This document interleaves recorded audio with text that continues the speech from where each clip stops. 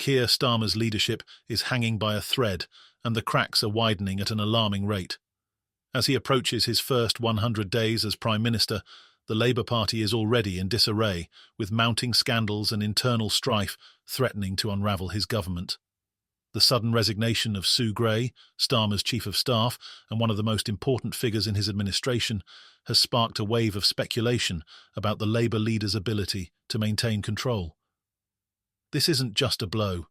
It's a ticking time bomb that could lead to the implosion of Starmer's government before it even has time to solidify its position.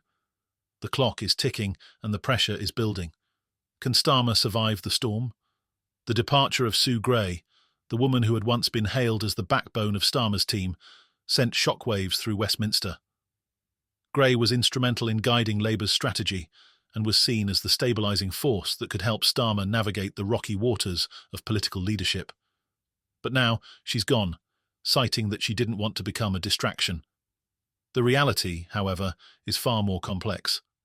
Insiders suggest that deep divisions within Starmer's inner circle, compounded by bitter power struggles over key policies, led to Gray's exit.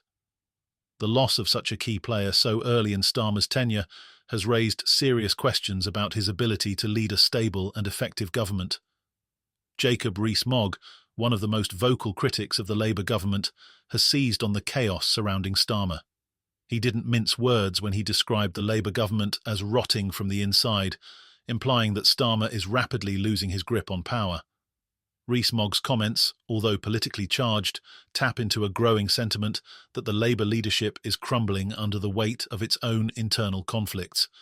His historical analogy, comparing Starmer's current predicament to the downfall of other leaders who lost their most trusted advisers, underscores the fragility of Starmer's position.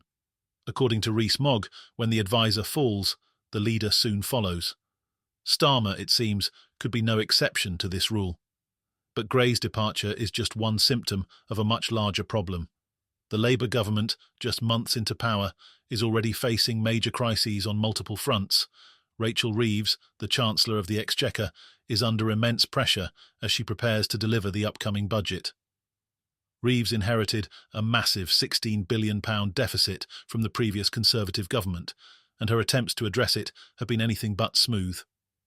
Early on, Reeves floated the idea of cutting pension tax relief for higher earners as a way to raise funds. However, the backlash from public sector workers, including nurses and teachers, was swift and fierce. The plan was quickly abandoned, but the damage was done. Reeves now faces an uphill battle to find new ways to raise revenue while avoiding further controversy. The pressure on Reeves is immense. She's expected to present a balanced budget by the end of the month, but the options on the table are slim. Her team is exploring raising capital gains tax and closing inheritance tax loopholes, but even these measures won't come close to filling the financial gap. And as time runs out, the political stakes couldn't be higher. Labour's economic credibility is already shaky, and another misstep could deal a fatal blow to public confidence in the party's ability to manage the country's finances.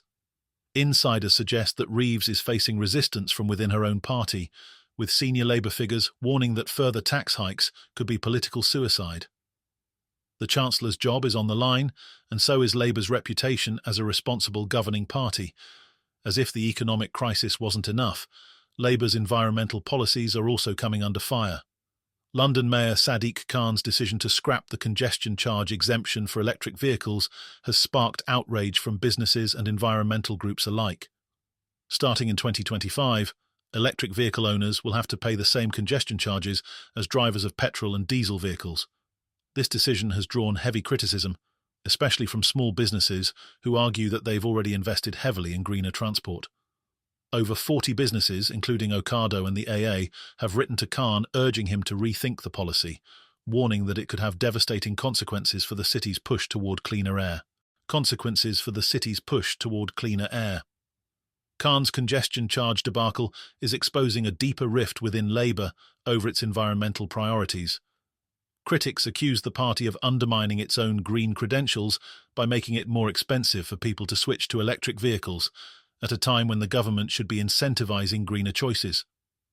With environmental groups piling on the pressure and the business community up in arms, this is another headache for Starmer's already embattled government, The perception that Labour is confused about its own policies is growing, and the party's internal divisions are becoming increasingly apparent. Former Conservative MP Anne Widdecombe has been particularly vocal in her criticism, describing Labour's approach as a vacuum with no clear policy direction. Widdecombe's comments reflect the frustration of many who feel that the government is failing to provide a meaningful solution to the migrant crisis, leaving the country vulnerable to further tragedies. The migrant crisis has become a flashpoint for the Labour government, and its failure to address the issue is eroding public trust. Labour scrapped the controversial Rwanda deportation plan that had been introduced by the previous Conservative government, but so far it has offered little in the way of alternatives. With no deterrent in place to prevent more migrants from attempting the dangerous crossing, the situation is deteriorating rapidly. Widdecombe's accusation that Labour is presiding over a policy vacuum has resonated with voters who are increasingly frustrated by the government's inability to tackle the issue head-on. This is yet another area where Starmer's leadership is being called into question. Nigel Farage has also entered the fray, accusing Labour of presiding over a two-tier justice system in the wake of an incident at Manchester Airport. Video footage of a police officer allegedly using excessive force during an arrest has sparked outrage, and Farage claims the government is turning a blind eye to injustices within the legal system. His comments tap into a growing sense of frustration among the public, who feel that the government is failing to uphold law and order. Farage's attacks on Labour's justice policies have only added to the perception that Starmer's government is weak and ineffective. The mounting scandals and crises are taking their toll on Starmer's leadership. His handling of the economy, the migrant crisis, and internal party divisions have left him vulnerable to attacks from all sides. The resignation of Sue Gray has accelerated the sense that Starmer's government is unravelling, and many are beginning to wonder if he has the political instincts necessary to survive. His tenure as Prime Minister is quickly becoming defined by a series of blunders and missteps, and his grip on power is slipping. The next few months will be crucial for Starmer. His government is facing multiple existential threats, and his ability to navigate through them will determine whether he can hold on to power. But the signs are not encouraging. Labour came into power promising to bring stability and competence to British politics. But so far, it has delivered neither. If Starmer cannot turn things around quickly, his time as Prime Minister may be over before it truly begins. The scandals are piling up, the crises are deepening, and Keir Starmer is running out of time. Don't forget to subscribe to our channel and stay tuned for more political updates. It was John. See you on the next episode.